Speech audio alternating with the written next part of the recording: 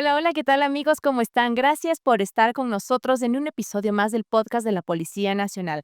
Estamos empezando ya protagonistas policiales y hoy tengo a mis costados dos invitados muy especiales, pero ya les voy a contar de quién se trata. Antes de eso, no se olviden, suscríbanse a nuestro canal y denle like a todos nuestros episodios para que les pueda llegar a ustedes las notificaciones de los siguientes episodios que vamos a tener, porque tenemos historias espectaculares que contarles siempre detrás del uniforme y siempre con protagonistas policiales. Y bueno, sin más que contarles, sin más que decirles, quiero presentarles a los invitados del día de hoy. Estoy a mi izquierda, me acompaña el capitán Franklin Villares, él es médico legista de la Jefatura de Medicina Legal de la Zona 9 de MQ. Y también a mi derecha me acompaña el sargento Franklin Tapia, él es agente investigador de la DINASER, la Dirección Nacional de Delitos contra la Vida, Muertes Violentas, Desapariciones, Extorsión y Secuestros. Yo ya me aprendí ese nombre, es larguísimo, pero es importante saber de qué se trata, qué nomás hacen en estas áreas importantísimas. Por ahí, en algún momentito del conversatorio, se nos va quizá a poner los pelitos de punta porque vamos a tratar temas que sí nos van a enganchar muchísimo. Así que bienvenidos, capitán, bienvenidos, sargento, gracias por acompañarnos y por estar junto a nosotros en Protagonistas Policiales. Muy amable, muchas gracias. Hoy tenemos un tema que conversarle a la gente y es el trabajo profesional que se hace detrás de los fallecimientos, de las muertes violentas, de fallecimientos inclusive en situaciones naturales como terremotos, la misma pandemia que tuvimos hace un tiempo. Entonces, vamos a tratar un poquito cómo se trabaja detrás de estos temas, porque es un tema de que la gente muy poco conoce de un tema del que muy poco se habla, pero que es un trabajo súper fuerte. Sargento, cuénteme, ustedes son los primeros que llegan al punto cuando se evidencia una muerte. Bueno, muy buenos días, ¿no? Muchas gracias por la invitación. Aclarando un poquito en relación a lo que usted nos comenta, efectivamente, la primera unidad policial que llega al lugar de los hechos es el personal de servicio preventivo, mismos que al ver o al observar que se trate de una muerte de una persona, sea cual sea el motivo o las circunstancias por las cuales falleció, ellos proceden a activar a las diferentes unidades especiales. En estas circunstancias nos activan a nosotros como personal de la unidad de muertes violentas, acudimos al lugar donde se dieron los hechos y una vez que se acude se evalúa la escena. Se evalúa en relación a indicios que pueden encontrarse en el lugar y propiamente el cuerpo, ya que el cuerpo cuando está en una escena nos dice muchas cosas. Entonces, una vez que se evalúa la escena, se activan a las diferentes unidades especiales también, como es criminalística, medicina legal y de igual manera al señor fiscal de turno. Hay que tener en consideración que en la mayoría de eventos se acude directamente al señor fiscal de turno para efectivamente, con coordinación con ellos, adoptar el respectivo procedimiento del Y levantamiento de acta. constatar ciertos, me imagino que ciertos protocolos también que ustedes deben ir aplicando cuando van a un procedimiento. Correcto. Ujú. Como en la actualidad se maneja un protocolo de todas las mujeres, todas las personas de sexo femenino, se les trata como un femicidio, ¿no? Hay que tener en consideración que efectivamente así sea una muerte natural, en relación a protocolos internacionales que se han firmado, se ha llegado a conocer que efectivamente toda muerte de personas de sexo femenino se le debe tratar como un femicidio, sea las circunstancias que sean. Y luego la investigación nos dirá si se trató o no. Se va descartando. Ujú. Después del trabajo que ustedes realizan, ya con el levantamiento de indicios, de información y demás, esos cuerpos pasan ya a medicina legal. Capitán, y ahí usted nos puede contar un poquito cómo es este tratamiento que se le da a los cuerpos sin vida que llegan donde ustedes. No, básicamente el procedimiento de la autopsia Ujú. médico-legal consiste en realizar un examen externo, un examen interno, por el reglamento del COIBI, abrir las 3 cavidades, cráneo, tórax, abdomen, determinar causa, mecanismo, manera de muerte, intervalo postmortem, tomar muestras que sean necesarias y esperar los resultados de las muestras para enviar posteriormente el informe a fiscalía. Y bueno, doctor, usted trabaja ya muchos años haciendo autopsias, pero el policía sigue siendo ser humano detrás de todo, ¿no? Entonces debe haber una parte complicada que la parte de emocional, o ¿cuál es la parte más difícil dentro de su trabajo, doctor? Hay 2 fases, complicadas, en casos como tal, como los casos de mala práctica profesional, por ejemplo, en los cuales tenemos que investigar a fondo qué es lo que pasó. Eso para mí sería o algo complicado como profesional. Y como ser humano, la parte de tratar con los familiares. O sea, tratar con los familiares que están, con el sentimiento de haber perdido un ser querido. Entonces, es un poco complicado lidiar con esas cosas. Aparte de que, em, psicológicamente suele suceder que cuando hay un muerto, las personas siempre buscan un culpable. Sí, Claro. entonces siempre se busca un culpable Independientemente de que murió. de qué murió, siempre van a buscar un culpable y van a tratar de llevar su luto de esa forma, o sea, tratando de buscar un culpable. Y tenemos que lidiar también con eso, explicarle a la persona que prácticamente, o sea, no hay un culpable, que se trató de un accidente o cualquier otro tipo de muerte. Claro, y esto podría ser de pronto un poco común en el tema de los suicidios, doctor. Y a lo mejor yo en el dolor como familiar no quiero aceptar que mi familiar tomó esa decisión, sino que algo más le pudo haber As pasado, ¿no? Siempre se busca, como digo, hay gente, o sea, siempre buscan un culpable de qué. O sea, por ejemplo, un accidente de tránsito, no, es que el chofer iba muy rápido, o no, es que se hubiese frenado, y se busca el llevar el luto, o sea, de esa forma, o sea, tratar de ver qué pasó, por qué se murió, o sea, todo el mundo trata de hacer eso. Acá también en la parte de los levantamientos y del levantamiento de información, de indicios y demás, también debe haber una parte complicada, que genere dentro de su trabajo. La parte humana, la parte sensible, la parte también, que ustedes como, si bien es cierto, agentes investigadores, también les debe generar un impacto fuerte. En relación a todo tipo de evento que tenga que ver con cualquier circunstancia por la cual falleció una persona, es súper complicado en relación a que efectivamente el familiar a veces, por un lado, no acepta que su familiar falleció y por otro lado, no acepta que se siga con el trámite pertinente, que es llevarnos del cuerpo para que se le haga la autopsia. Entonces hay familiares propiamente que dicen, ¿sabe qué? Yo sé de que mi familiar estaba enfermo, falleció posiblemente por estas circunstancias, pero lamentablemente, o sea, tenemos que descartar o aseverar una causa de muerte. ¿Y cómo se hace eso? Con la ayuda del Departamento de Medicina Legal, el momento que le hace la autopsia. Ellos ya a su vez nos dan tanto a nosotros como investigadores y a los familiares la verdadera causa por la cual falleció.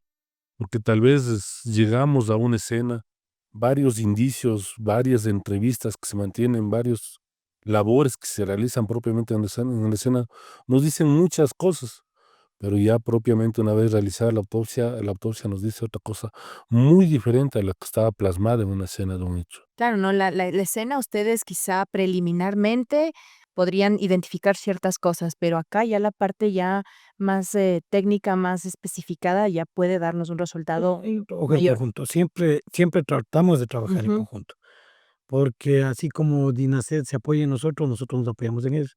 A veces nos llegan casos complicados y necesitamos recurrir a los compañeros de DINASED y decirles: "¿Cómo le encontraste el cuerpo?".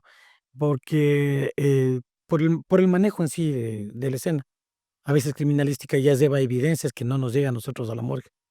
Entonces, ahí nos apoyamos en DINASED, ellos nos ayudan mucho en el sentido de decirnos: "Doble, encontramos en esta posición, estaba puesto esto en las manos, tenía estas cosas en el cuello, encontramos estas pastillas al lado del cuerpo". Entonces, nos ayuda mucho y ya nos encamina, o sea, ya no estamos empezamos de cero, o sea, ya empezamos un poquito de qué es lo que estamos buscando en la autopsia. ¿Dónde entra este análisis que se hace, por ejemplo, en las uñas? A ver si es que encontré algún, no sé, algún vello, algún filamento, algo dentro de las uñas, porque eso también ha ayudado mucho a esclarecer casos.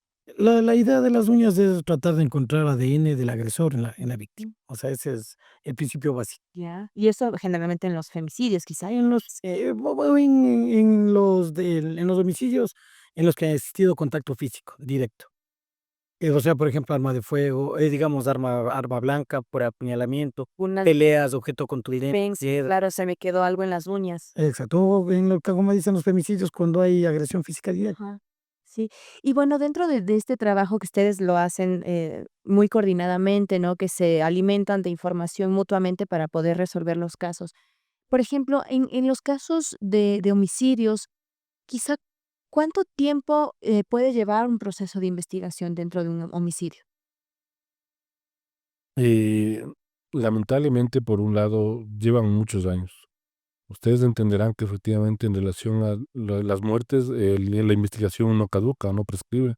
se podría decir que se archiva, pero no prescribe hasta que exista algún indicio fuerte que nos lleve a volver a abrir el caso y continuar con el proceso Sin investigativo. embargo, hay casos de éxito que la DINASED ha venido trabajando muy bien y que, por ejemplo, hemos tenido muertes violentas que han sido resueltas con la aprehensión o la detención, la captura del responsable. La mayoría de eventos que se dan tal vez en flagrancia, ¿no? 24 horas luego de cometido el hecho que se ha puesto tal vez todo el trabajo de todo el equipo, ¿no? De todo el equipo que conformamos la DINASED para tratar de descubrir lo más pronto posible dentro de las 24 horas, que es lo primordial, porque usted sabe que siempre que el tiempo que pasa es la verdad que huye, como muy bien lo dicen. Entonces, lamentablemente, si dentro de las 24 horas logramos obtener cámaras, indicios, entrevistas que nos lleven o nos direccione a quién fue la persona que cometió el hecho, o sea, estaríamos, o sea, resolviendo lo más rápido posible un hecho. Pues ahí vuelta viene el proceso investigativo que ya por una orden de una autoridad competente, que es el señor fiscal, nos delega para que siga el proceso investigativo. Ujú. ¿Ustedes hacen autopsias a todos los cuerpos o hay cuerpos a los que no se les debería, por alguna razón, hacer una autopsia? Médico legalmente tenemos 2 maneras de muerte en general, las violentas y las no violentas. La violenta involucra que hay traumatismo. Entonces, las violentas son suicidio, homicidio o accidente. Estas, legalmente, pues, según el COIP, son obligatorias de realizar la autopsia. Todo lo que es suicidio, homicidio, accidente es sine qua non, hay que hacer autopsia. Y las muertes no violentas, en cambio, tenemos las muertes naturales. Ujú. En este caso, las muertes naturales pueden ser repentina o súbita, ¿no? Súbita es cuando se muere y nadie sabe lo que le pasó. Un infarto, por ejemplo. Por ejemplo, un infarto, el caso de los deportistas, están jugando, les pasa y se fallece. Entonces, nadie sabe lo que pasó, porque era una persona aparentemente sana. Y la muerte en este caso se hace autopsia, Sí. porque no tenemos un diagnóstico. Y la muerte repentina en caso de las personas que ya estaban enfermas, estábamos esperando su fallecimiento. Personas que tenían cáncer, neumonías, personas de edad con enfermedades añadidas. Entonces, se esperaba el deceso, en ese caso no se hace Las autopsia. personas que mueren en los hospitales, por ejemplo. Exacto, que ya Ah. tienen enfermedades, no se ¿Y hace la autopsia. persona que fallece en una casa? Igual, si ya tenemos el antecedente de que la persona ya ha tenido sus enfermedades crónicas, no se hace autopsia. Ujú. Yo me imagino, doctor, que usted no debe tener el numérico de cuántas autopsias habrá hecho en su vida, pero deben ser muchísimas, ¿no? Deben ser montones. Pero ¿habrá alguna por ahí que fue la más difícil para usted? Hacerla, tratar este cuerpo, saber qué le pasó, no sé, ¿cuál fue la más difícil o una que usted recuerde que nos pueda contar que de pronto fue la que más le costó trabajo? O sea, más que en sí una autopsia, yo creo que fue el procedimiento cuando fuimos al terremoto en Pedernales. Entonces, estábamos frente a un evento de un desastre natural, no había hoteles, no había casas, todo Pedernales estaba Terrible. destrozado, no había sitios donde comer. Entonces, el COE creo que organizó un poco bien la distribución del local. Y lo complicado era ahí el manejo de los cadáveres, o sea, no teníamos dónde llevarles, pero bueno, empezamos a agilitar el asunto y salió adelante todo, ¿no? Entonces, se logró hacer. Entonces, ahí creo que fue más de lo complicado por el manejo de los cadáveres y el esperar que llegue un familiar a reconocer para poder ir evacuando los cuerpos. De ahí, en procedimiento así directo de autopsia, como que ya se hace rutinario, ¿no? O sea, es como un médico un pediatra, sabe tantas gripes que ya parece Por una ejemplo, gripe. un ruidito por ahí en la morgue, un soni que algo se cayó, alguna cosa medio paranormal, ya Personalmente no. no le ha pasado. Compañeros he escuchado que sí han vivido sus experiencias en mi O caso, quizá estás o quizá acá el doctor está tan acostumbrado ya está al tema que a lo mejor si es que escucha que suena algo por ahí, Es algo normal. es algo algo lógico, o sea, siempre hay que buscar, como digo yo, si se ve la luz debe haber un circuito, o sea, no es que hay un fantasma, o sea, yo le busco la ¿Usted explicación. cree en los fantasmas? No, No, la verdad.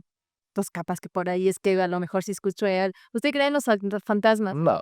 No. ¿Y no ha tenido alguna experiencia así media paranormal, sabiendo que, ha acudido por tanto tiempo a levantamientos de cuerpos en diferentes circunstancias, diferentes situaciones, suicidios naturales, etcétera? ¿Alguna situación por ahí media complicada? Le cuento hace más o menos, que será unos 16 años, y hasta ahora lo recuerdo, ¿no? Una señorita que le mataron, le cortaron sus extremidades superiores, inferiores, su cabeza. La botaron en varias partes de la ciudad. Luego de unos días se le pudo encontrar todo el cuerpo, ¿no? Se le juntó y obviamente estaba el cuerpo completito. A los 2 días, esta chica, no sé por qué, ¿no? Un sueño, se me apareció la chica, pero así con un vestido floreado, riéndose. Solo se me apareció. O sea, no hizo nada más que estar sonriendo, con, como le digo, con un vestido así floreado. Y asumí, ¿no? Que hasta ahora lo recuerdo. Asumí que se me apareció en el sueño para agradecerme, ¿no? Que se le encontró todo el cuerpo, se le detuvo al causante y se le entregó el cuerpo a los familiares para que le den cristiana sepultura, ¿no? Algo tan doloroso, tan Trágico. trágico para el familiar, porque hay que tener en consideración también que la persona que le mató fue el propio primo, ¿no? Entonces, por ese lado, eso fue el único sueño que he tenido que me Le llama impactó y hasta ahora lo recuerdo. Ujú. ¿Qué es lo que ustedes piensan, por ejemplo, en su trabajo, sobre todo en el que usted sale a territorio, a levantar los cuerpos, a resolver los casos, a investigarlos? La parte más complicada, por ejemplo, de saber que dentro de algún crimen, por ejemplo, están delincuentes y que me estoy también enfrentando a algo negativo, a algo fuerte, y que también la vida de usted como policía investigador está en riesgo. Para algo nos hicimos policías y para algo también nos hicimos investigadores, ¿no? Porque primero somos policías y de ahí somos investigadores y como usted dice, obviamente, o sea, es súper complicado porque no solo te estás exponiendo tal vez a investigar un cuerpo, sino que tal vez a una X y organización que puede atentar no solo contra ti, sino contra tu núcleo familiar también, Así que es. depende de ti. Entonces, todo eso son adversidades, por un lado, que se presentan en el trajín propiamente del trabajo investigativo, pero obviamente tras una coordinación, se podría decir, en equipo, obviamente, se solventa este tipo de inconvenientes. Solventa tal vez delegando más gente que colabore en los procedimientos, en las investigaciones, para así estar como un equipo ya formado para no solo direccionar a una persona a la investigación, sino ya todo un equipo. Doctor, y cuéntenos un poquito de su labor. Entiendo yo que hay un tratamiento específico que darle al cuerpo cuando llega ya para ser sometido a una autopsia. ¿Cuál es el procedimiento que se sigue para eh, iniciar la autopsia como tal? O sea, sin entrar mucho en tecnicismos, ¿no? Ajá. El requisito primerito, el primer requisito que necesitamos para la autopsia es la disposición fiscal. Sin disposición fiscal no podemos, Puede, no se puede ni ingresar, ¿no es cierto? no, o sea, ingresar a Lo ingresa. sí, ingresa medicina legal, pero para poder empezar a hacer los estudios, la disposición fiscal. Ya, ok. Una vez que se tiene la disposición fiscal, obviamente se ingresa a base de datos, al libro de cadáveres, se toma contacto con DINASED para los actas de levantamiento, se toma contacto con Necroidentidad para la parte de identificación y se procede a la autopsia, como dije anteriormente, el examen externo e interno del cadáver. ¿Cuántas personas hacen una autopsia? ¿Usted solo o El acompaña? médico legista siempre está acompañado de un compañero que en este caso, en nuestro caso, policía, es un compañero del disector, que es la persona que en sí, que es el que abre el cadáver. Ya, y usted va tomando muestras. Vamos tomando las muestras, dirigiendo el procedimiento. Veámosle aquí, démosle la vuelta, revisemos este orificio. De ser el caso de encontrar algún tipo de complicación que no pueda manejar el compañero, igual empezamos a manipular también el cuerpo para estar seguros del diagnóstico. Ujú. Ahora, hay una situación que también nos hemos preguntado muchas veces y es, ¿qué pasa cuando ingresan cuerpos que luego no son reclamados por familiares? Cuando les tomamos el procedimiento normal, ¿no? Se les realiza la autopsia médico-legal, se les necroidentidad, Mm, ha tomado sus huellas, ha revisado en el sistema a ver si es que se les puede identificar por huellas y si no, se toma el último recurso, una muestra para ADN. Se guarda la muestra de ADN y se espera un tiempo prudencial. Normalmente la ley del reglamento de salud dice 2 meses, para que el cadáver pueda ser donado a universidades o enterrado. ¿Hemos tenido casos de esos? Con esto con lo que empezamos ya con lo de los brigadas de desaparecidos y todo, prácticamente ya se evita la donación a universidades. Entonces, ya más bien, aunque legalmente está permitido, ¿no? Pero ya se evita para evitar esto de los desaparecidos. Además de eso, también ya las universidades ya se han tecnificado, pues, ya tienen fantomas, todo por computadora, ya prácticamente es muy, muy poco lo que solicitan los cadáveres. Entonces, una vez que el cadáver ya ha pasado el tiempo prudencial, se gestiona para hacer la inhumación en cementerios. Todos los cementerios públicos y privados tienen la obligación de donar el 4% de su superficie total para el entierro de cadáveres de nenes. Y estos quizá, estos de NN, tal vez, no sé, habitantes de calle, tal vez, Sí, normalmente habitantes de acá, de gente, que migra, que no tiene familias, familia. pero, como les decía, o sea, digo, ya guardamos un registro estricto de dónde están enterrados. Entonces, si por obvias circunstancias aparece un familiar al tiempo y le identificamos con las fotografías del ADN, pues vamos y le indicamos: aquí está sepultado su familiar". Ahí ya decide él, ¿no? Si le deja ahí mismo o les lleva donde ellos dispongan. Ujú. Hay una cosa que siempre a mí me ha llamado la atención, doctor, y estoy segura que también a mucha gente que nos está mirando, y es este tema de que se habla de que cuando un cuerpo ya está en proceso de autopsia, quizá hay movimientos involuntarios que son reflejos, ¿no? O sea, en lo personal, para mí, ¿No le ha leyenda pasado? urbana, no. ¿No? En 20 años nunca se me ha movido un cuerpo. Nunca se le ha movido el cuerpo, porque yo, creo que me desmayaría ahí al lado del cuerpo y A mis alumnos siempre les digo, o sea, y claro, también está ¿qué haces si se mueve el muerto? creo que me muero atrás. Ya yo a mis alumnos les digo: "Llama una ambulancia, porque si se mueve está vivo", o sea, Puede ser, puede ser. Algo de corrientes. Salgo corriendo. o sea, si está muerto ya no sé, o sea, si se mueve, entonces hay una historia, o sea, es una historia de medicina legal, no sé, me contaron, no me consta. Había un chofer antes, las ambulancias no eran como son ahorita isotérmico, o sea, se manejaba una Mini Blazer o una Veraneo, que era sí, se haber conocido, que iba solo el chofer de la ambulancia y era sacado los asientos y prácticamente el muerto y la cabecera iba aquí al lado en el asiento del copiloto. Entonces, no recuerdo el nombre del chofer. Entonces, era una persona de raza indígena, eh, entonces, muy creyentes, ¿no? De los fantasmas, de todo. Entonces, habían levantado en esa época un chumadito, pero que parecía literalmente cadáver. O sea, no reaccionaba a estímulos, nada, le habían puesto en la ambulancia. Y ya llegando por el San Gabriel, empezaron a subir. Entonces, se levanta el chumadito, dice: "¿Dónde me lleva?".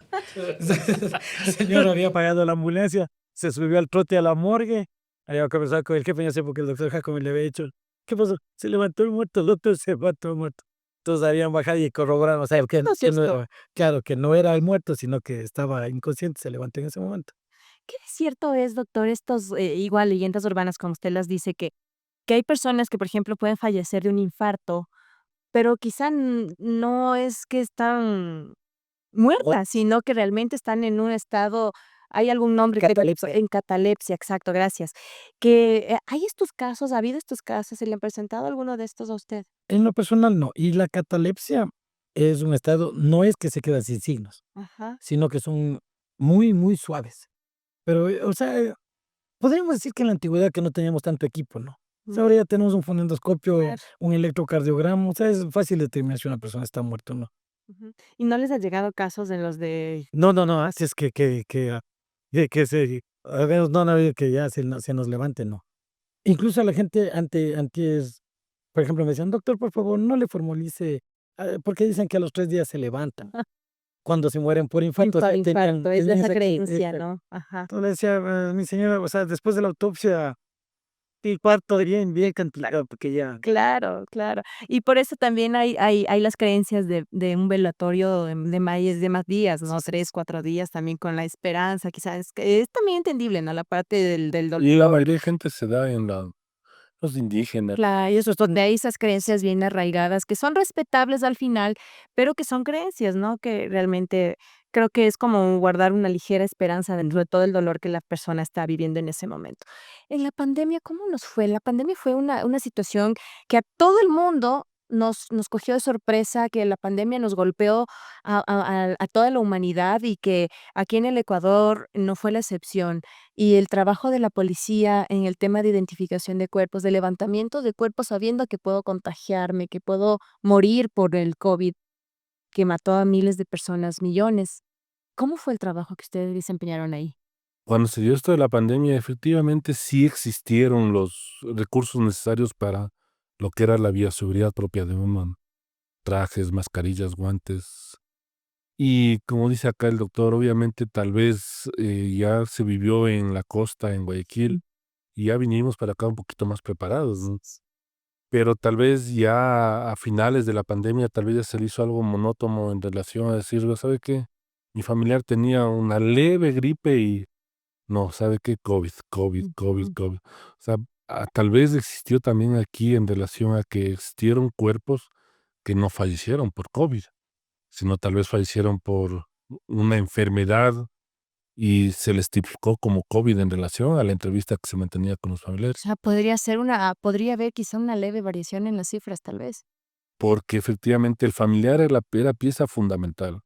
Cuando uno se llegaba a ese tipo de escenas, de eventos del familiar, con la entrevista que se mantenía con el familiar decía: "¿Sabe que sí? Efectivamente, tenía una leve gripe, tenía una leve tos, o tenía fiebre, pasó con fiebre 3 días", y obviamente se certificaba como COVID, COVID, COVID, y sigue sumando la estadística del COVID, ¿no?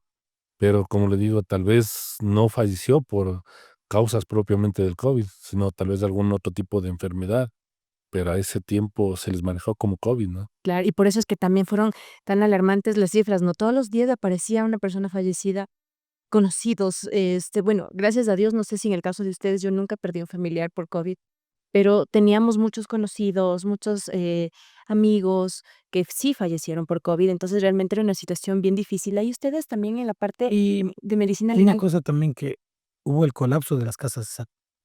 Entonces, como dice Franklin, había gente que estaba, qué sé yo, con cáncer terminal de páncreas y no podían ir a la casa de salud para que le certifiquen la defunción. Entonces, abusaban de esto, o sea, que como iba personal COVID, COVID, COVID, para evitarse y aparte, bueno, nadie quería ir a meterse en un hospital, en ese o sea, todo el mundo estábamos en la cuarentena bien tratando de resguardarnos y tener menos Estos contacto. cuerpos nunca fueron autopsiados. El seguimiento fue a la larga que, como decía, iban, criminalística, DINASED y Ministerio de Salud. Certificados. Se certificaba la defunción y se retiraba. Se certificaba la defunción y se certificaba la identidad de la persona. Pero en Guayaquil tuvimos una situación bien fuerte, ¿no? Hablábamos de un colapso ya, no solo de hospitales, sino también ya de los cuartos fríos en la morgue, en donde hubo una situación bien fuerte. Claro, es que en Guayaquil el problema fue que fue el boom, o sea, empezó ahí, empezaron a multiplicarse los muertos y no sabíamos a qué nos enfrentábamos Ujú, todavía. claro. Hablábamos tras cámaras de un caso que ustedes me contaban de un deslave en donde fue enterrada una familia completa y se logró identificar porque encontraron alguna parte del cuerpo de una persona de ellos. En ese caso fue un deslave en la vía Loga Santo Domingo, en el cual una camioneta fue a parar al fondo de la quebrada lleno de piedras, etcétera. O sea, era imposible ingresar. Ingresar a pie sí, pero con maquinaria no. Y a pie era imposible mover las Tan piedras tan gr que tanto material. el material que cae de la vía es. Entonces, encontramos un pedazo de piel, un segmento de un dedo. Y con eso, pues, le logramos hacer ADN y, pues, certificamos que era la persona que los familiares decían que estaba en la camioneta, para poder ayudarles para que hagan su trámite legal de inscribir la defunción. Claro, y esa persona ya fue considerada, obviamente. Fue considerada como fallecida, más no como desaparecida. Y en la parte, hace unos años igual hubo un deslave bien fuerte en Aulausí. Esa zona fue declarada como, Campo Santo, sí. Ajá, igual hubo un montón de gente que ahí no fue encontrada. Así es. Ah, Ahí vienen los problemas civiles. O sea, porque si no tienen una certificación de defunción, no pueden inscribirle a su familiar y sigue vivo, literalmente. ujú. A menos de que haya bueno, igual, si escribiera una denuncia como presunta desaparición, hay esa condición, pero sigue vivo. Es que hasta que no se compruebe su fallecimiento, lamentablemente nadie le va a poder extender un documento y decir: "¿Sabe qué? Esa persona falleció". Si aquí también existen personas desaparecidas que luego de una semana, unos 15 días han aparecido y el familiar dice: "No, ¿sabe qué? Esa persona es mi familiar". Pero lamentablemente, si no se hace en ese tipo de eventos, en ese tipo de casos, una prueba de ADN, no podemos confirmar que efectivamente se trate de su familiar y de esa manera poder darle los documentos legales para que puedan inscribirle, ¿no? Y en las pruebas de ADN, por ejemplo, si encuentra osamentas, que ha habido muchos casos que se han encontrado ya solo huesitos, ¿no? Para que la gente un poco nos entienda, las osamentas, piezas dentales. ¿Cómo es el tratamiento ahí, doctor? Mientras haya tejido vital, hay cómo hacer ADN. Entonces, lo que se hace es normalmente, por ejemplo, en los huesos se toma un segmento de aproximadamente 4 a 5 centímetros y se envía al laboratorio. En el laboratorio lo que hacen normalmente es raspado, o es sacar células y someterle al estudio, Eso también puede hacerse en piezas dentales. en lo que haya tejido vivo. Ajá. Incluso se puede hacer en células de la mucosa, en cabello, pero siempre y cuando hay el folículo piloso, o sea, no solo el cabello, sino con la raíz. Oh, ya, claro, no sirve solamente No tiene cabellos cabello. que se encontró por ahí. Ajá, qué interesante este trabajo que ustedes realizan. A mí me llama mucho la atención el tema, por ejemplo, de en los temas de accidentes de tránsito. Cuando lamentablemente nos encontramos en un escenario devastador en donde la persona, quizá no está completa. Eso también es un tema súper fuerte, doctor, y ahí es donde hacemos precisamente, permítame hacer un llamado al a la prevención, ¿no? Porque los accidentes de tránsito, las muertes por accidentes de tránsito son realmente devastadoras en la mayoría de casos. Aquí en Quito hacemos más accidentes de tránsito que homicidios. Sí, en O Quito, sea, es la horrible. principal causa de muerte aquí en Quito es accidentes de tránsito. Sí, es bastante frecuente los fallecimientos. De esos, los que, por decirlo así, los que más están propensos a fallecer son los motociclistas. Entonces, lo que volvemos, o sea, a todos nos ha pasado, ¿no? No tengo nada, por si acaso, en contra de los señores motociclistas, pero todos los que manejamos autos nos damos cuenta cómo van Sí, y hay mucha imprudencia. se creen inmortales porque van en una moto con un casco. Entonces, por ahí empezaríamos, o sea, con una educación, hacer carriles exclusivos para ellos, supongo.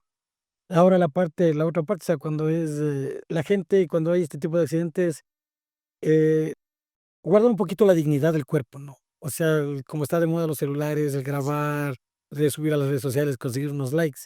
Entonces, más bien guardar un poquito de dignidad, ¿no? Qué sé yo, sacar algo con que cubrir el cuerpo.